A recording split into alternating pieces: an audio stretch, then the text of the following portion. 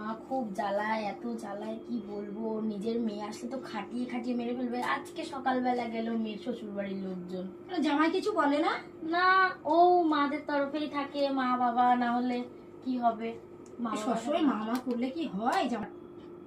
ওই সকালবেলা সবাই গেল, খাওয়া দাওয়া, কালকে থেকে কত কাজ, রাত্রিবেলা 1টার সময় ঘুমিয়েছি জানো। তো কেন তোর বাড়ি কাজের লোক নেই?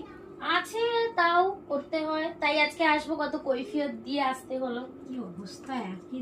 বল মা বল, তোর কি খবর?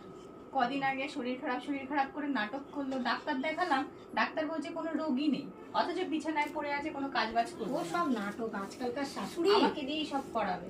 আজকালকার শাশুড়িদের এটাই নাটক। আমার বাড়ি দেখ তোর বৌদিকে। আর তোমার জামাই কিছু বলেও না, সব আমার ওপরে খিটখিট করে। কি বলবো সোনা, তোর দাদা যদি ভালো থাকতো আজকে কি তোদের এই অবস্থা হতো? কি খাবো, কতক্ষণ ধরে এসে বসে আছি, 1 কাপ জলও তো একটু চা নিয়ে আসতে বলো। একটু চা আনতে পারবো? বৌমা, মা বলুন। কখন থেকে ডাকছি, তুমি কি শুনতে পাও না?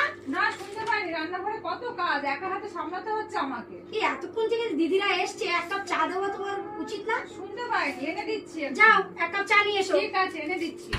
দেখলি তো তোর বৌদির মুখ কেমন? দেখলি তো দিদি কেমনি ক্যাট করে কথা বলে। ঘরে ঘরের এই অবস্থা, আমি কি শান্তিতে আছি মা? যাচ্ছে না তাই অবস্থা। সবার ঘরে ঘরে এই অবস্থায়। বলতে পারো না? কি বলবো, তোর দাদা তো কিছুই বলে না, আমি আর কি বলবো? আজ আসুক দাদা, আমরা বলবো দাদা। দেখ এখন 1 কাপ চা আনতে মহারানীর কত টাইম লাগে। এই নিন আপনাদের চা। কখন থেকে না, দেখে না, যাচ্ছি চা- এক চা কাপ খাও। চায়ের জন্য।